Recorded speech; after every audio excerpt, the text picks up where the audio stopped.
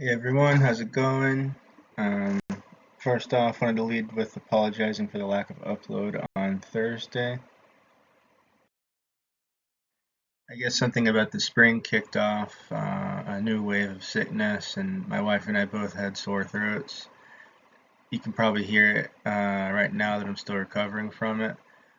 But the cool thing about online classes is that you can just delay and have you guys look it up later. So ultimately, no harm, no foul.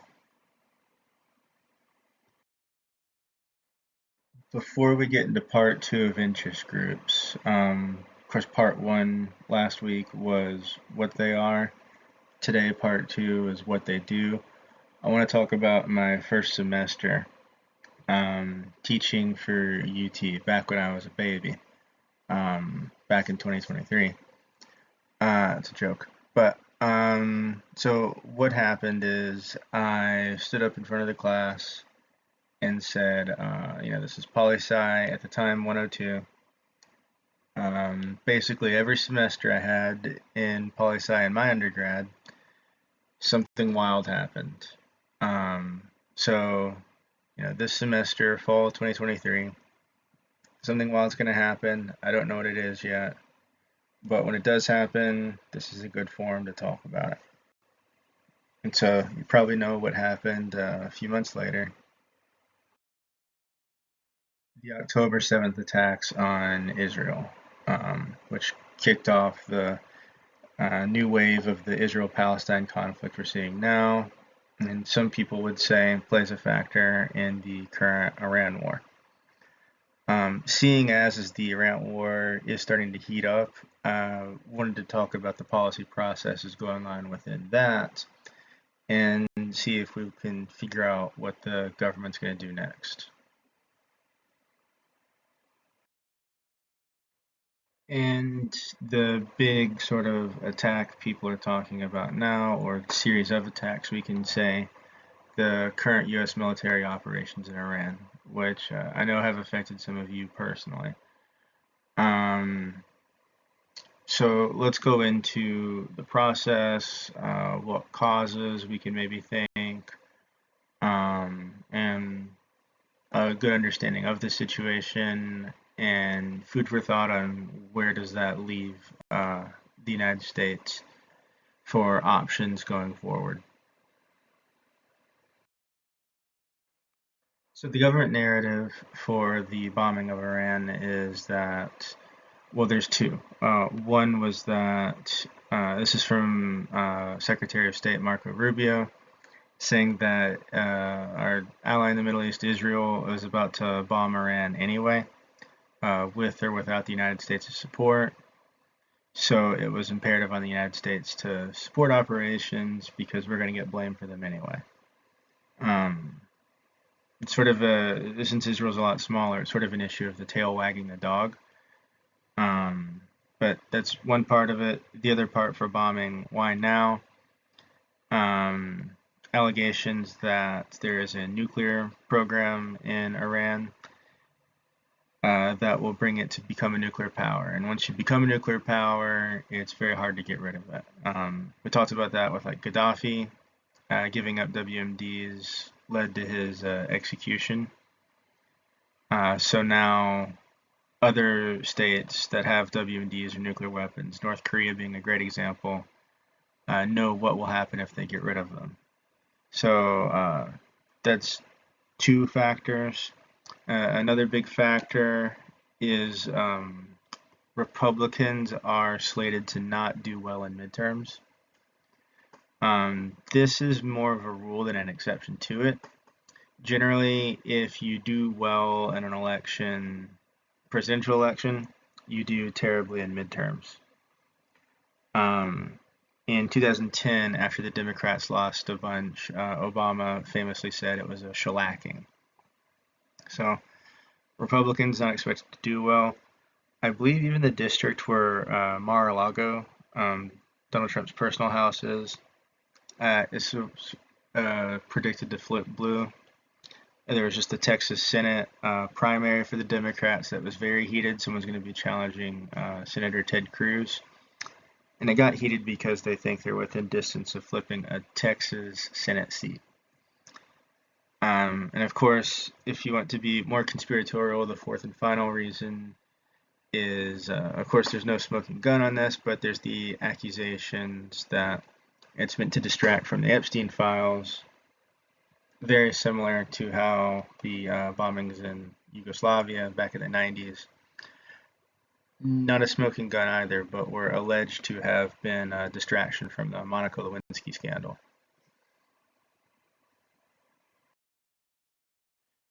Now, we remember the background and a lot of the stuff from Iran from the Rival States chapter, I'm sure.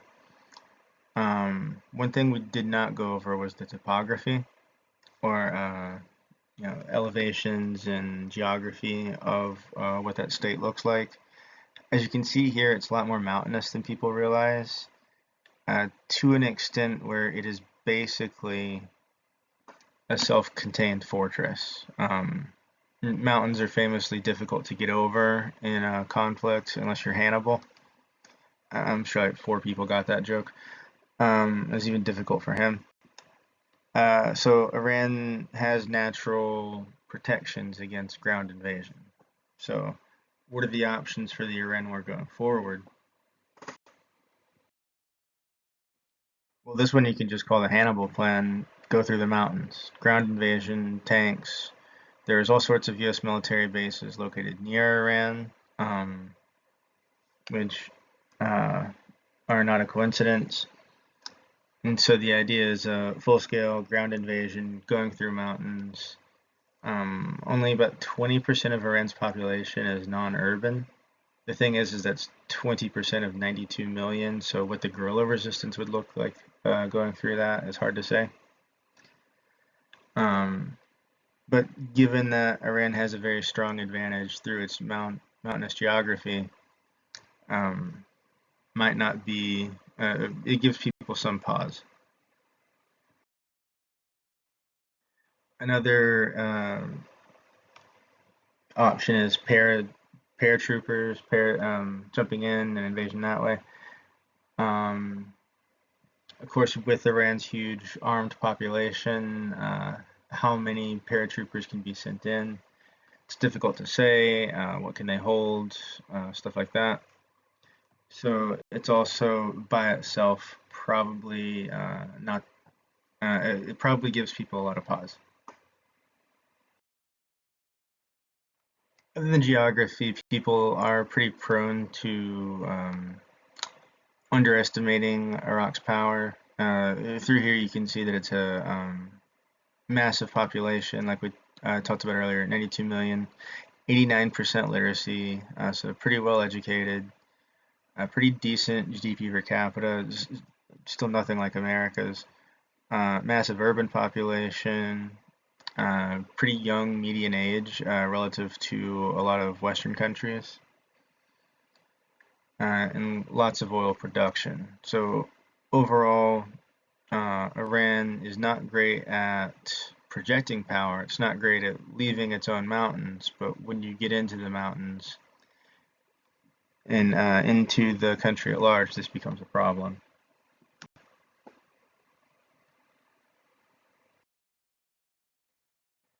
Two warnings we've seen from the United States, the ground invasion or some sort of combination of ground invasion, paratroopers, and other options combined in a shock and awe as an expansion of the military. So there are rumors that the draft is on the table for an invasion of Iran. And then what has already happened is a lot of the military, I believe all services, have raised the enlistment age to 42 years old and lowered the standards across the board for what it takes to join.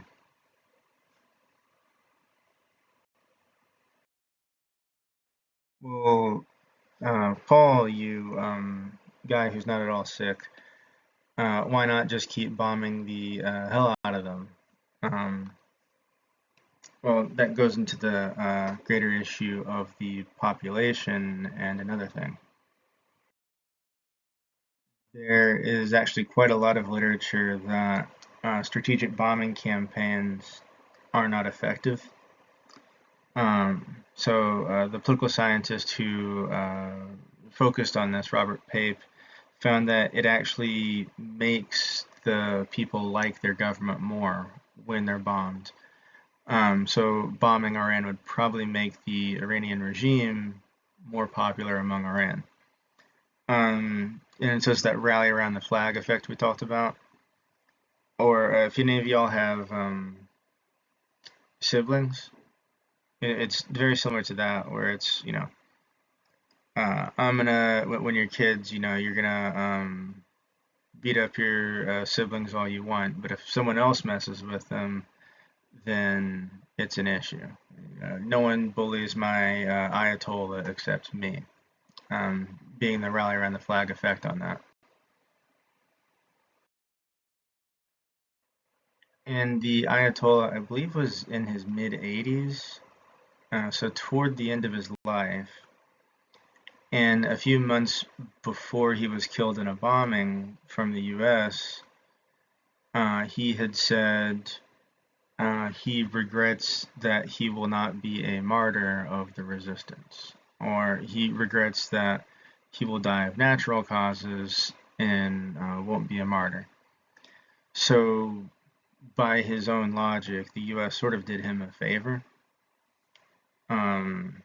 And so he's been replaced now by his son, who I believe is in his 50s. And his son also lost a ton of other family in these bombing attacks. So doesn't really have the resolve to go to the negotiating table the way the United States would probably prefer.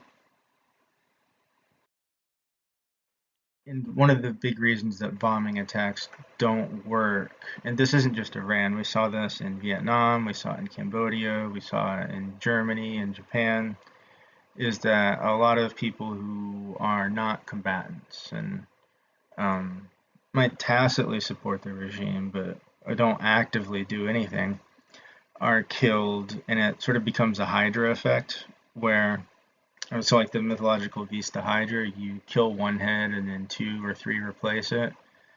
It's likely to radicalize the population against the United States, even more than they already are. I mean, this is the country that has "Death to America" chants routinely.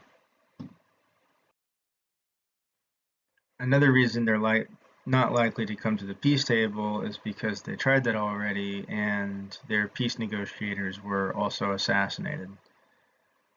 So why would you send more peace negotiators if you think there's a high likelihood of them being assassinated? I guess if you really don't like the negotiator, you can send him. Other than that, there's no reason to go to the peace talks. Now, going back to the mountains of Iran, I had said that Iran would be more accurate to say that Iran has historically had trouble projecting power outside of Iran, or if we're talking historically, we'd say Persia. And that's until very recently with the Shahed drone. So what this thing is, it's a very low-cost drone that can fly over mountains, obviously, and attack the Strait of Hormuz. So for those who don't know, the Strait of Hormuz is this massively important shipping choke point where we can see here 80% of liquid natural gas passes through the strait, goes to Asia, 20% to Europe, 20.3 million barrels of oil and petroleum products, just vital for the energy demands of the world, and Iran can effectively shut it down. And so we're not just talking about oil being shipped from Iran, but the entire Persian Gulf. There's talk about finding alternate routes through the Red Sea, so the other side of Saudi Arabia. Those are still in development, and I believe Chinese ships are still allowed to pass through the Strait of Hormuz, and they don't have a lot of traffic. But yeah, super critical and effectively shut down. So even if the U.S. is a net exporter of oil and petroleum, like it is,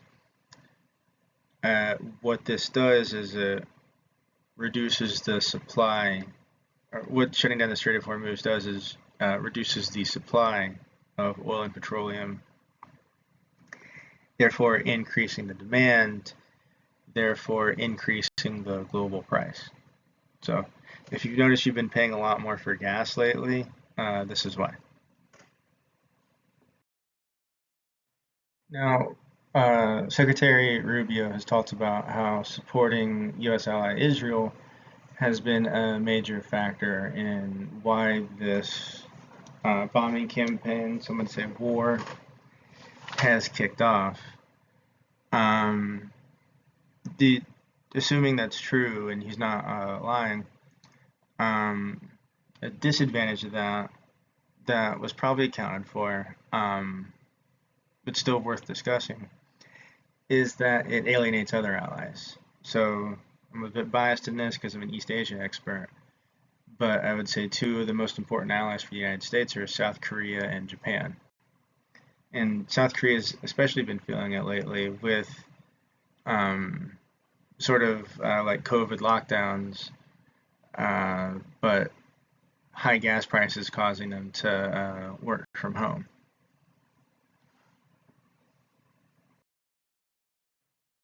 Furthermore, THAAD missiles and Patriot missiles are used to shoot down the Shahed drones, and a lot of them have been used in the Ukraine war, already in the conflict between, well, the newest iteration of the conflict between Israel and Gaza or Palestine or whatever you want to call it. So the supply and what would say stockpile is also, or is right now, very low.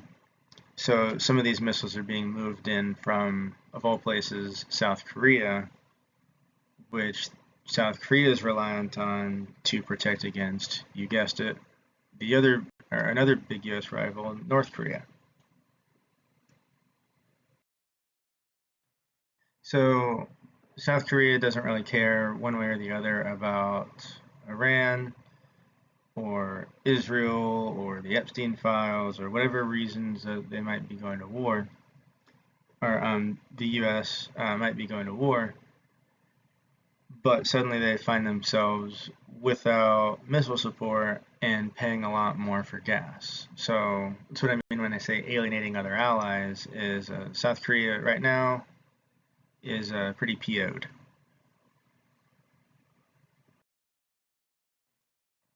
Now, why this gets even worse is that a single Shahed drone costs about 50K, where THAAD missiles cost up to 15 million and Patriot missiles cost up to 4 million.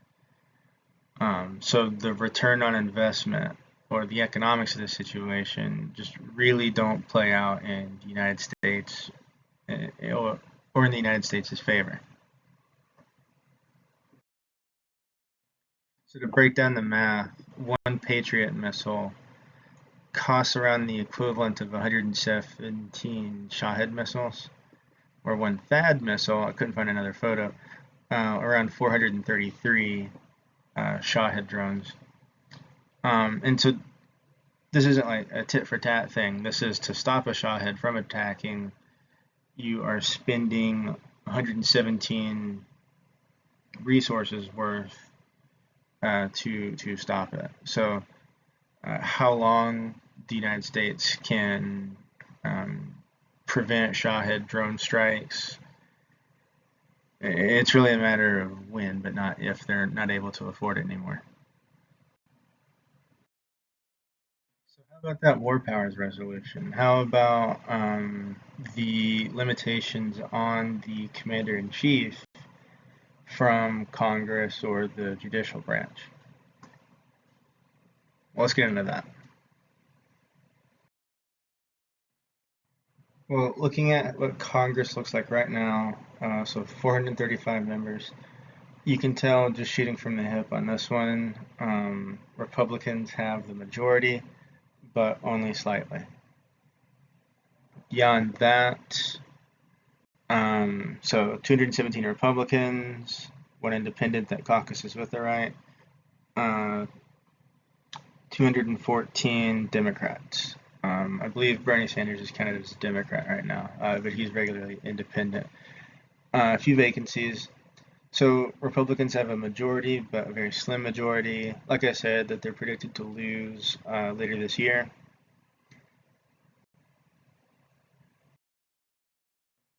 And so far, there hasn't been a vote to extend the war beyond the 60 plus 30 days we've talked about. However, there has been a vote to deauthorize or halt the war. And that pretty much went along party lines. So if you're Republican, you voted to continue. If you're a Democrat, you voted not to. Two big exceptions are Thomas Massie from Kentucky and Henry Cuellar from Texas. Massie is a Republican who voted against the war, and Cuellar is a Democrat who voted to continue it or to stop it from being paused. I believe Massie was joined by one other Republican, and Cuellar was joined by three other Democrats. In the Senate, oddly enough, we see another person from Kentucky, Rand Paul, crossing party lines to prevent or to pause the operations in Iran, where John Fetterman, Democrat, like Henry Cuellar, but in the Senate, so a Democrat voting to not pause the conflict. So what does the end of this conflict look like? I think anyone who can tell you they know for sure is either ignorant or dishonest about the complexity of the situation. The nice thing about an escalation ladder, if you're anti-war, is that only a few things have to go right, as we discussed, for war to not break out, but they do have to go right. So this may be a glass half full, maybe Pollyannish, but yeah, if I could tell you for sure, I'd be making a lot more money somewhere else. But still, food for thought. If you're of drafting age, it's something to be concerned about. Maybe not concerned, but to keep an eye on for now. Anyway, let's jump into the main lesson for today. And so last time we talked about what interest groups are, and so what are interest groups, different types, and their place in wider theory. So what are interest groups? Well, on average, they want two things, or they want one thing and they don't want another thing. They want to influence policy, but they don't want to hold office themselves.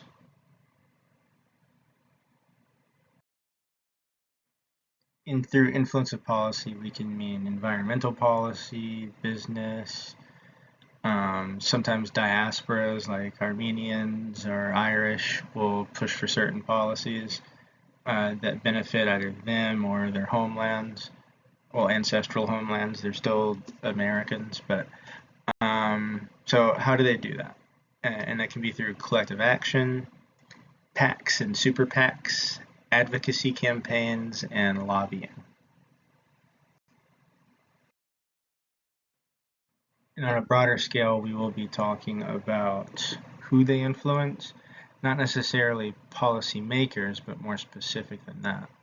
And I don't know if you knew this or not, but technically, as long as you have voting rights or the ability to protest, so even prisoners can protest within prisons, like a hunger strike, you can affect policy in your own way. The thing is, and we'll get into this with collective action, it's very diluted among the other millions of Americans. We can also look at how they influence, so what methods they use to push policy different ways, and overall how this fits into policy making in the broader picture. And because I like it so much, I'm going to keep using this filter metaphor. So in the top level, we have all the people who are subject to U.S. foreign policy. So not only is that people in the United States who choose the U.S. government, but also who the U.S. government acts upon. So it can be a country like Japan, South Korea, Israel, that receives a lot of benefit from the United States, or it can be negative impact. So Iran, North Korea, China, um, people that the U.S. foreign policy tends to affect negatively. Closer to that, we can look at, okay, well, who actually has even more say than people who are subject to it and can protest? We would look at people who actually care. So people who are well informed, hopefully that's all of you at the beginning and even more so at the end of this class. People who are registered in a political party, people who post opinions online, just anyone who ultimately cares, which is less than you think. And then even more diluted, you have people who actually make policy from what we'd say like a primary source. So anyone who directly either influences people who make it or make it themselves. So legislators, different people in cabinet and federal positions, sometimes people in local positions.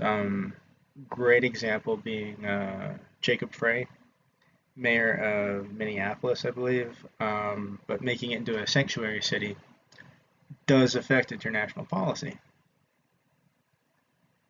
So everyone has a voice, everyone exists within this system, and the whole point of it being like who cares is like, well, if you care, you can do more than someone who doesn't.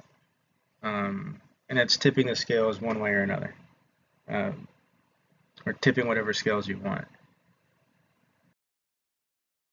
So with collective action, I like to think of it as sort of a spectrum.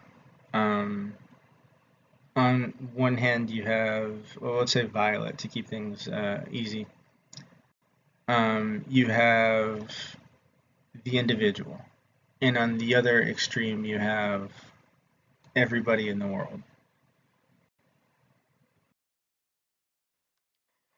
Now, individuals are powerful in their own way, but they are often diluted by crowds of people. And I don't mean diluted in like a misinformed way.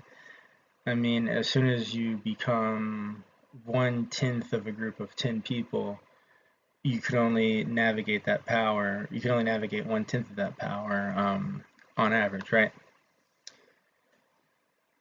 So it's diluted in that way. Your voice and your sovereignty are diluted, and that's fine. I mean, we all participate in society at some level, and sometimes you get more power than others and can direct policy that way. So if you are a politician or a cop, you have more influence. And also, stuff only ever really gets done at large scale with collective action. So I think are taught a lot of like the great man theory. Who won the Civil War? Abraham Lincoln. Well, not just Abraham Lincoln. Who won the Revolutionary War?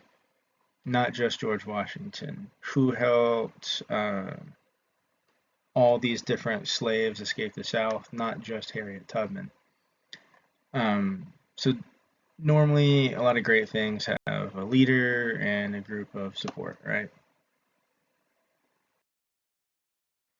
So collective action, what is that? It's groups of people working together to accomplish something. The phrase has its roots actually in labor unions. So a bunch of people unionizing to change company policy. And then it went on to mean protests, and now it's become more formalized to mean just any group of people with the same or similar goals. It's very goal oriented because we can talk about tactics in a second. But for the most part, individuals have a lot of independence, but not much power. So even if everybody in your discussion groups has the same goal, imagine to get an A, you don't have a lot of power until you work together. You're not going to do the work of 4 people by yourself very easily. Not that it's much work in my class, but still. And then groups are collections of individuals who give up not all their independence, but a degree of independence for power. So there's that trade-off. And so on the one hand of the spectrum, of course, going to the whole light spectrum, as an individual, no one has influence over your life more than you. at least past a certain age, and given a bunch of other caveats. So we'll say on average. Of course, you have more independence now than when you were 5. And if anyone has ever been to a prison or jail, you don't have a lot of independence there. But outside of that, you have, on average, more influence over your own life than other people. A great example of how this can deviate, though, is the summer of 2020. So some people call them the George Floyd protests, others call them the George Floyd riots. That's kind of my point. Is um, I would say, on average, most people demonstrating to protest the murder of George Floyd had the same goals, like guy being strangled to death on a sidewalk is not an acceptable way for society to run, so changes need to be made. Some people went the peaceful route with the George Floyd protests. Others people went the violent route, burn it all down. Maybe from the ashes of Phoenix will rise, and that's the George Floyd riots. So they have the same goal in a certain way, but different tactics. And inevitably, these two distinct groups of people are collectivized into one group, people who demonstrated against the murder of George Floyd.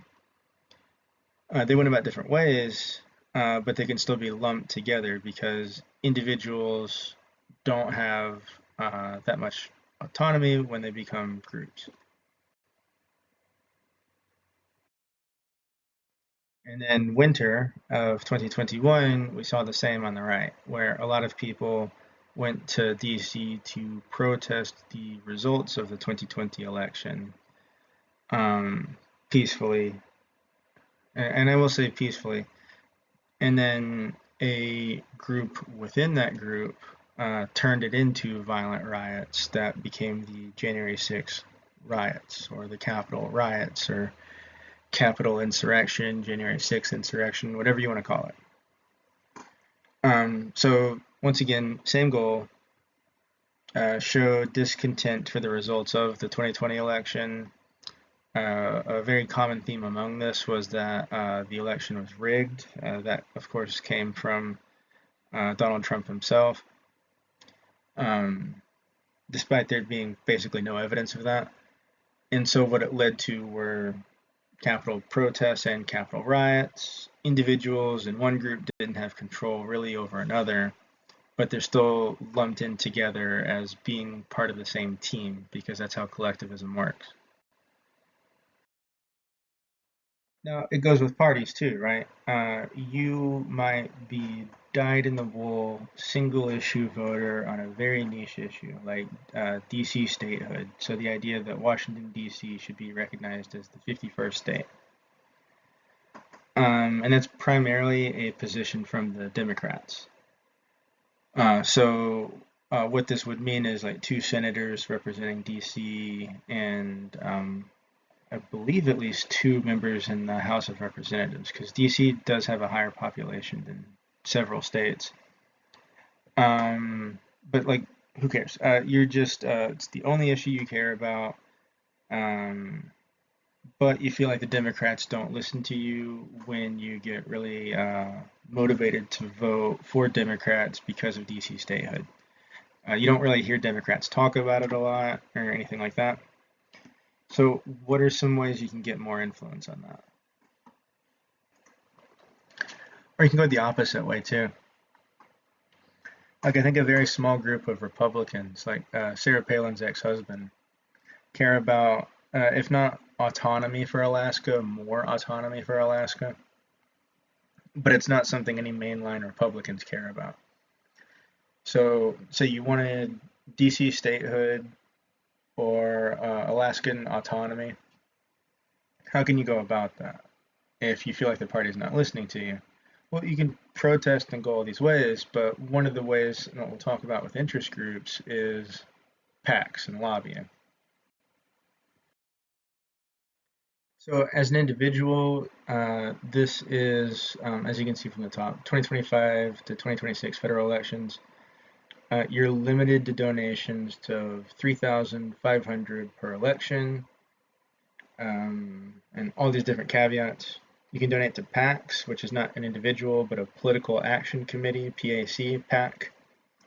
And there's limits to how much you can donate then too.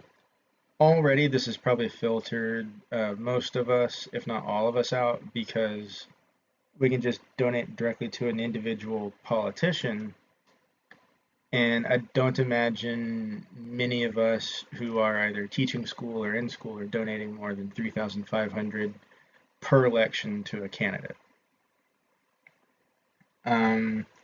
That being said, say you finish your what I assume to be poli-sci degrees and you start bringing in the big bucks, and you want to donate even more money to a politician, or you're not even graduated yet. There's just a cause that you care about very deeply.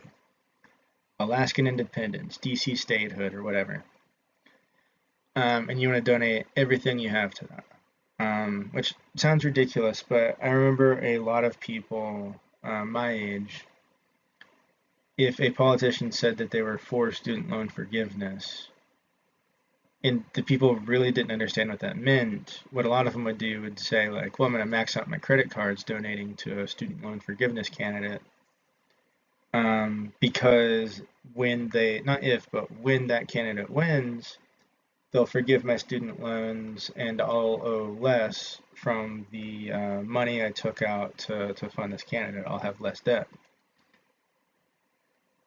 I hope that sounds silly to you too, and you don't need to donate any more than you can afford to lose. Or you shouldn't donate any more than you can afford to lose. So yeah, people get really fired up over individual candidates, even if they don't have a lot of money. So let's not just say it's a rich person thing. But looking into limits beyond campaign contribution limits, how can you donate even more money to a politician? Well, you can go about it in several ways. One way is donate to a ton of different politicians who stand for the same thing. This isn't a right-left thing, like a lot of stuff in this class. George Soros, a billionaire, is famous for donating millions. So on 2022 midterms alone, 128 million just on that. And on the right, you have donors like Miriam Adelson, so the widow of Sheldon Adelson, donating a ton of money to the right.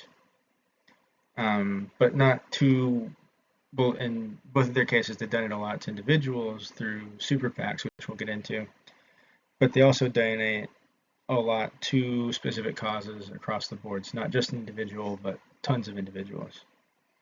But say you really only care about one politician and want to donate as much as you can to that politician. Well, in that case, you can donate to something called a super PAC, which is supposed to have trade-offs with a PAC, but we'll get into why super PACs are becoming very popular. So another way to ask it is, what makes super PACs super? Well, on one hand, you have PACs, or a political action committee, and on the other, you have a super political action committee. So PACs, super PACs, what's the difference? So individuals can only donate $5K per year. With a super PAC, or with a PAC, they can communicate directly with campaigns. So you can donate $5K to a politician from DC or Alaska and say, DC statehood, Alaskan independence is the only thing I care about. So you better represent. And they're made to be in direct support of a candidate. As opposed to a super PAC, created legal loophole in 1944. But the super PAC, it's unlimited donations, so it has more freedom in that. But the restriction is that it cannot communicate directly with campaigns, although loopholes exist. So you can't donate $5,001 to a super PAC and then say, this is specifically for DC statehood or Alaskan independence. I'm going to keep stretching these niche issues for the whole discussion so it's consistent. It's made to be not indirect but indirect, one word, support of party infrastructure. And it was created by a Supreme Court lawsuit in 2010 that we discussed last class. Now, coordination is important because politicians like to know who is funding their campaigns. As scummy and bribey as it sounds, both sides do it, so people just sort of figure it balances out. That's a discussion for another time, whether or not it actually does. I'm sure most of us would come to the same conclusion. But being able to coordinate is a big cost to give up for unlimited donations. Or think about it like this. You go about just a normal week of activities, and then you get a letter in the mail from, let's say, Google, since Google or whatever big tech company follows everything you do, and they just say, hey, here's $5,001. We're really big fans of what you do throughout the week. Keep it up and we'll send you more money. Now, if that happens to me, I'm going to think, what does Google like that I'm doing so much? Does Google like that I'm sending hilarious memes to my Warhammer friends? Does Google like that I'm researching different Korean recipes to cook? Does Google like that I download a bunch of PDFs for research and end up not reading as many as I need to? What does Google want me to do so I keep getting money? And that's where the coordination really kicks in. Now, I said loopholes exist. Let's get into that. Well, not really a loophole, but you can just not follow the law or communicate anonymously. Was it Signal or Telegram? Will donate messages after a certain amount of time. Very millennial here, but Snapchat, I don't know if that's still a thing, but that would delete messages after a time. So if you've got contacts, you can talk to them, and it's not what you know, it's what you can prove. If y'all have never seen Training Day, it's not for the faint of heart, but it's a great movie. That being said, you can just not follow the rules and hope you don't get caught. That being said, not following the rules is illegal, and if you do get caught, it looks bad for you, the politician you like, whatever cause. So let's say you want a loophole that does follow the rules, and it's called red boxing. It's an indirect one-way communication with a super PAC through a campaign website. So let's say it's probably a real website. So I'm just using it as if it was a fake website. This isn't what the real website says, or it might. But like dcstatehood.com or John Smith for dcstatehood.com. And on his website, and like back page under terms and conditions, will be what's called a red box or an indirect one-way communication with a super PAC through the website. So it's a way to communicate with the super PAC, and can technically work both ways on the super PAC's website too, but it's not direct communication. And it's not illegal because technically anybody can look it up, but only super PACs and savvy journalists will really do it.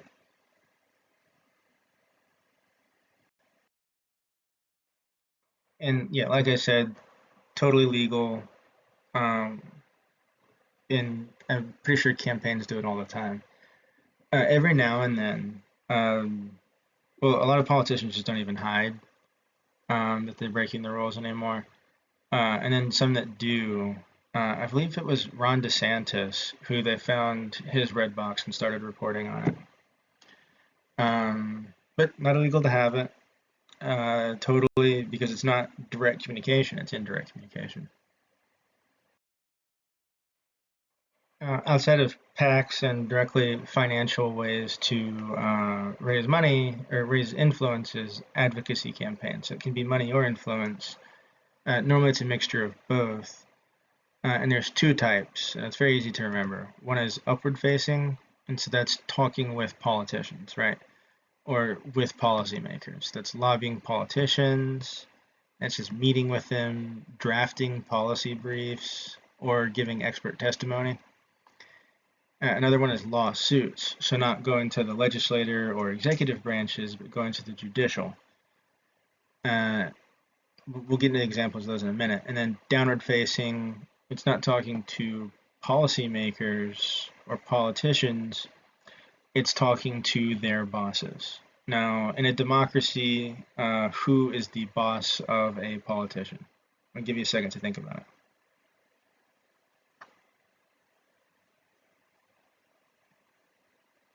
It's you. At least on paper, it's anyone who can vote. So that can be protests or showing popular support for something, grassroots, rallying people, and then closer to that is canvassing.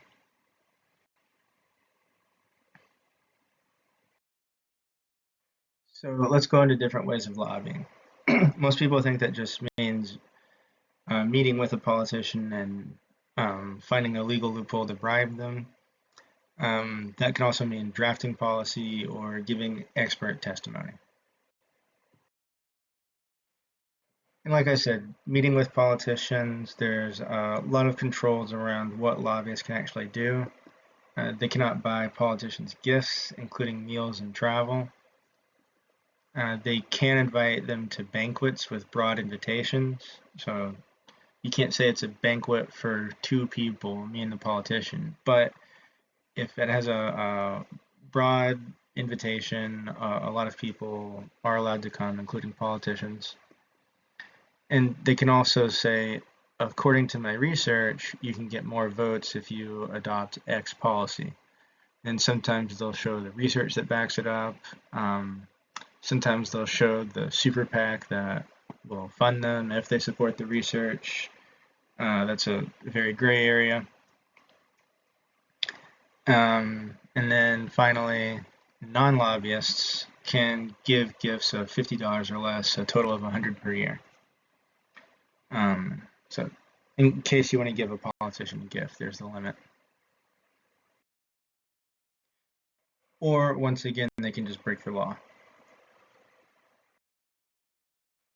Now, drafting policy is an interesting one because ultimately what's going on is for all the different policy memos and bills and stuff, what we'll see is a lot of them having basically the exact same wording or slightly different wording. In academia, we would call that plagiarism. You can't take War and Peace, change 3 words, and then call it an original work.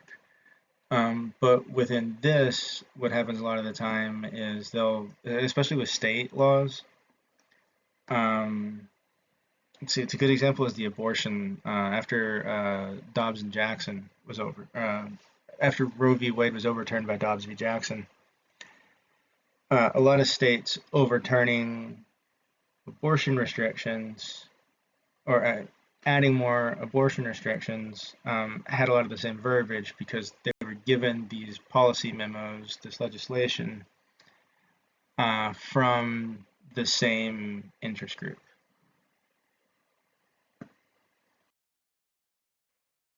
And of course, politicians like lobbyists writing their legislation and policy memos for them because then they don't have to work. Another option is expert testimony.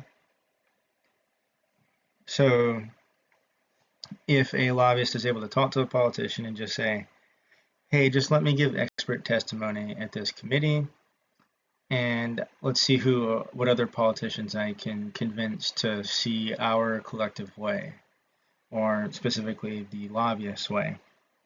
And the politician can do that for them. And finally, there's lawsuits, interest groups, not necessarily lobbyists, sometimes in concert with lobbyists or led by lobbyists, but not necessary. But lawsuits from interest groups can change policy. So Citizens United versus FEC, we've discussed that before. It's this idea that money equals free speech, and there's no restrictions on free speech except when there are, but not in this case. And a corporation should be able to donate unlimited money to super PACs. Dobbs v. Jackson Women's Health Organization,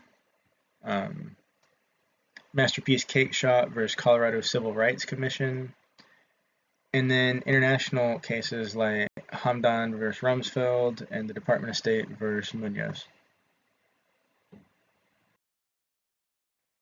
Now, what is pretty funny about Citizens United is that it is still able to be reviewed on Google Maps.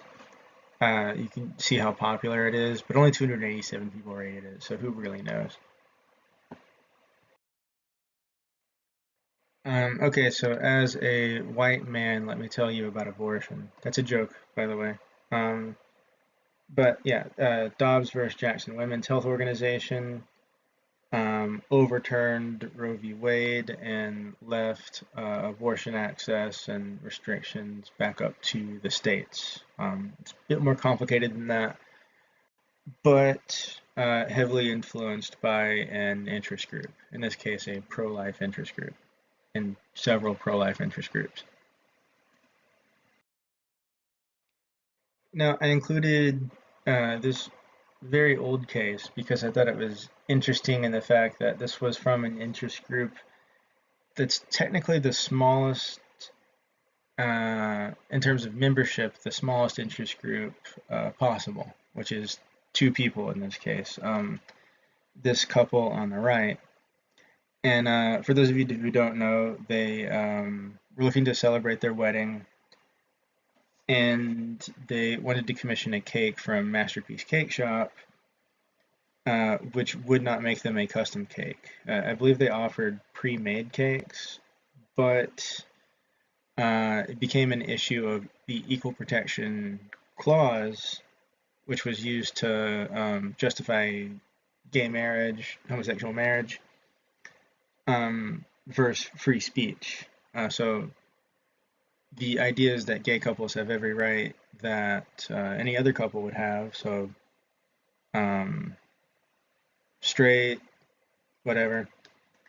But that can bump against free speech with should the cake shop be compelled to make a cake celebrating it, and would that violate the cake shop owner's free speech? It was found in favor of the cake shop owner. I think what ultimately saved his bacon was that he was able to say, well, I offered them any pre-made cake they wanted. I just didn't want to be compelled to make a custom cake. Whether or not you agree with it, I believe that's what the court found, and it could be overturned. Who knows?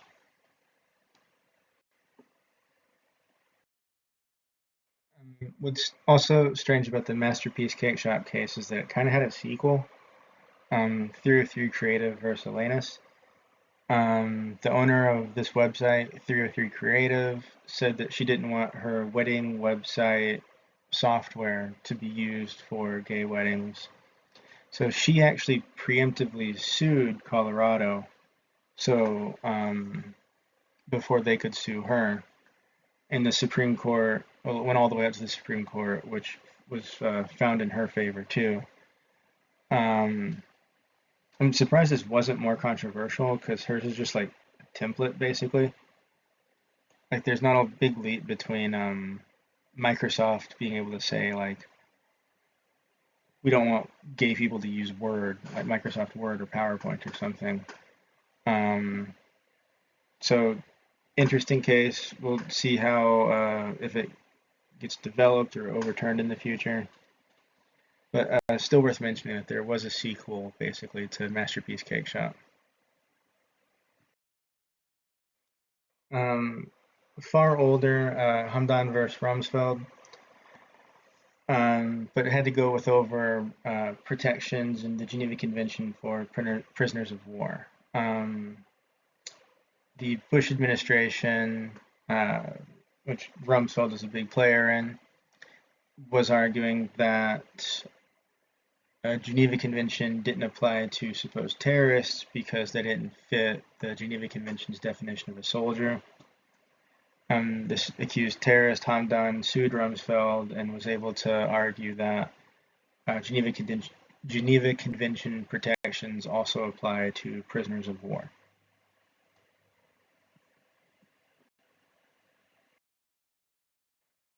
And then this is very recent, I believe 2024, but the Department of State versus Munoz.